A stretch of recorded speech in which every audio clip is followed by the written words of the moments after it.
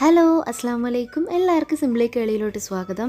ഇന്ന് നമ്മൾ ചെയ്യാൻ പോകുന്നൊരു ഈദ് സ്പെഷ്യൽ കേക്കാണ്. വളരെ സിമ്പിളായിട്ട് നമുക്ക് ചെയ്തെടുക്കാൻ പറ്റും. അപ്പോൾ ഈ ഒരു കേക്ക് ചെയ്യാനായിട്ട് നമുക്ക് ബേക്കിംഗ് പൗഡറോ ബേക്കിംഗ് സോഡയോ ഓവനോ അല്ലെങ്കിൽ പ്രത്യേകതരം കേക്ക് ടിന്നോ ഒന്നും തന്നെ വേണ്ട. വീട്ടിലുള്ള സാധാരണ ചേരുവകൾ വെച്ചിട്ട് വളരെ പെട്ടെന്ന് നമുക്ക് ചെയ്തെടുക്കാൻ പറ്റും. അപ്പോൾ വീഡിയോയിലോട്ട് പോകുന്നതിന് മുന്നേ നിങ്ങൾ ആദ്യമായിട്ടാണ് ഈ ചാനൽ കാണുന്നതെങ്കിൽ നിങ്ങളുടെ റൈറ്റ് സൈഡിൽ ഇതുപോലൊരു സബ്സ്ക്രിപ്ഷൻ ബട്ടൺ ഉണ്ട്. അതൊന്ന് പ്രസ് ചെയ്യുക. അപ്പോൾ തൊട്ടടുത്തൊരു കുഞ്ഞു ബെല്ലൈക്കൺ വരും. അതും പ്രസ് ചെയ്തിട്ട് ഓൾ എന്ന ഓപ്ഷൻ കൊടുക്കുക. അപ്പോൾ ഞാൻ അപ്ലോഡ് ചെയ്യുന്ന എല്ലാ വീഡിയോസും നിങ്ങൾക്ക് മിസ് ചെയ്യാതെ കാണാൻ പറ്റും. അപ്പോൾ ഈ ഒരു കേക്കിന് വേണ്ടുന്ന ഇൻഗ്രീഡിയൻസ് എന്തൊക്കെയാണെന്ന് നോക്കാം. അപ്പോൾ ഇത് ഉമ്മയുടെ സ്പെഷ്യൽ റെസിപ്പിയാണ് കേട്ടോ. അപ്പോൾ ഫസ്റ്റ് നമ്മൾ ഈ കേക്കിൽ ചെയ്തെടുക്കുന്നതെന്ന് വെച്ചാൽ മുട്ട നന്നായിട്ട് ബീറ്റ് ചെയ്തെടുക്കുകയാണ്. അപ്പോൾ അതിന് വേണ്ടി ഇവിടെ 3 മീഡിയം സൈസുള്ള മുട്ട എടുത്തിട്ടുണ്ട്. അതിൻ്റെ വെള്ളയും മഞ്ഞയും നമ്മൾ സെപ്പറേറ്റ് ആയിട്ട് വെച്ചിട്ടാണ് നന്നായിട്ട് ബീറ്റ് ചെയ്തെടുക്കുന്നത്. ഇനി മുട്ടയുടെ വെള്ളയിലോട്ട് ഒരു നുള്ളു ഉപ്പ് ചേർത്ത് കൊടുക്കാം. പിന്നെ നമ്മളിവിടെ ഒരു 1/4 കപ്പ് പൊടിക്കാത്ത പഞ്ചസാര എടുത്തിട്ടുണ്ട്. അത് അല്പമായിട്ട് ചേർത്ത് കൊടുത്തിട്ട് നമുക്ക് ബീറ്റ് ചെയ്തെടുക്കാം. അപ്പോൾ ഒരുമിച്ച് പഞ്ചസാര ചേർത്ത് കൊടുത്ത് ബീറ്റ് ചെയ്യുന്നേക്കാളും നല്ലത് അല്പമായിട്ട് ചേർത്ത് കൊടുത്തിട്ട് നന്നായിട്ട് തന്നെ ബീറ്റ് ചെയ്തെടുക്കുന്നതാണ്. ഇപ്പോൾ ഇവിടെ ചെയ്യുന്നത് ബീറ്ററിലാണ്. അപ്പോൾ ബീറ്റർ ഇല്ലാത്തവരാണെങ്കിൽ വിസ്കിലോ അല്ലെങ്കിൽ മിക്സിയിലോ വേണമെങ്കിൽ നമുക്ക് ചെയ്തെടുക്കാം. അപ്പോൾ ഈ രീതിയിൽ തന്നെ ഒന്ന് ചെയ്യണം എന്നേ ഉള്ളൂ. ഇനി നമുക്ക് മുട്ടയുടെ മഞ്ഞ ഇതുപോലെ തന്നെ ഒന്ന് അടിച്ച് പതപ്പിച്ചെടുക്കണം.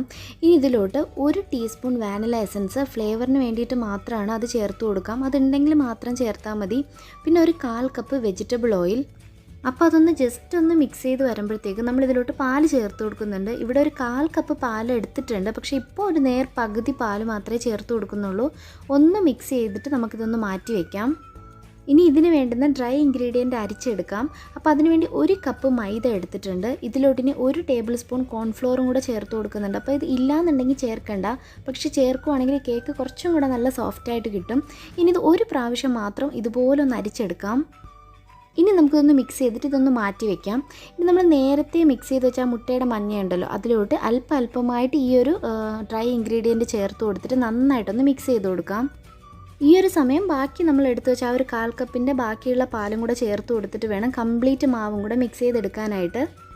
അപ്പോൾ ഈ ഒരു മുട്ടയുടെ മഞ്ഞയിൽ കംപ്ലീറ്റ് മാവ് മിക്സ് ആക്കിയതിന് ശേഷം മാത്രമേ നമ്മുടെ ആ മുട്ടയുടെ വെള്ള ചേർത്ത് കൊടുക്കാൻ പാടുള്ളൂ. അല്ലാതെ ഒരുമിച്ച് ചേർത്ത് കൊടുത്താൽ ഈ മുട്ടയുടെ ആ ഒരു പതയെല്ലാം പൊട്ടിപ്പോവും. അപ്പോൾ ഇതുപോലെ മുട്ടയുടെ വെള്ള ചേർത്ത് കഴിഞ്ഞാൽ പിന്നെ പതിയെ മാത്രം ഫോൾഡ് ചെയ്ത് വേണം മാവ് കംപ്ലീറ്റ് ആയിട്ടൊന്ന് മിക്സ് ചെയ്തെടുക്കാൻ.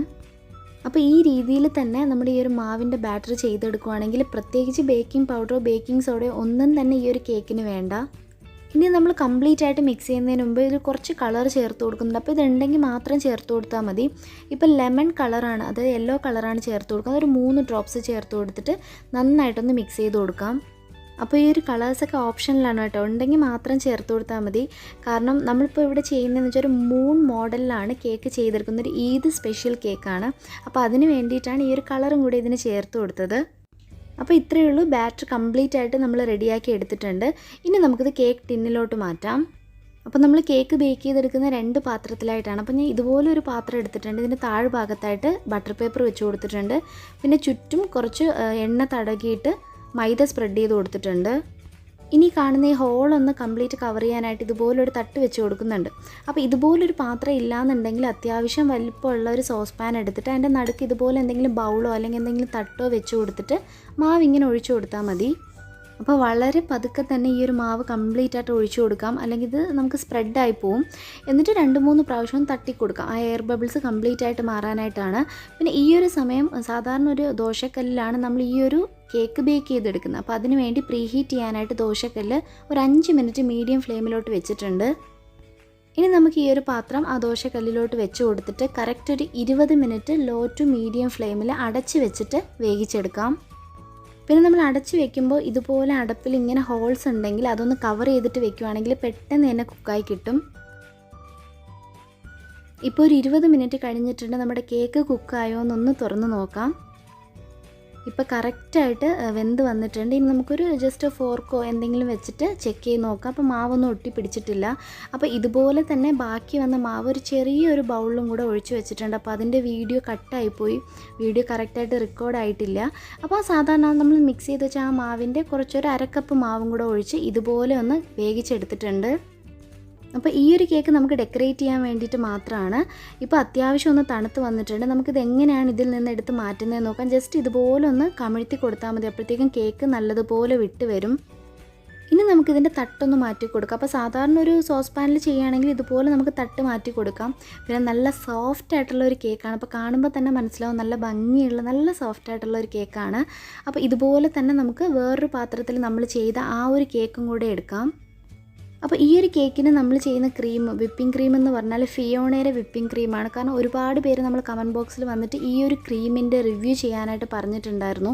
അപ്പോൾ ഈ ഒരു കേക്കിന് ഈ ഒരു ക്രീം ചെയ്യാമെന്ന് വിചാരിച്ചപ്പോൾ എല്ലാവർക്കും ഒരുപാട് ഹെൽപ്ഫുൾ ആയിരിക്കുമല്ലോ.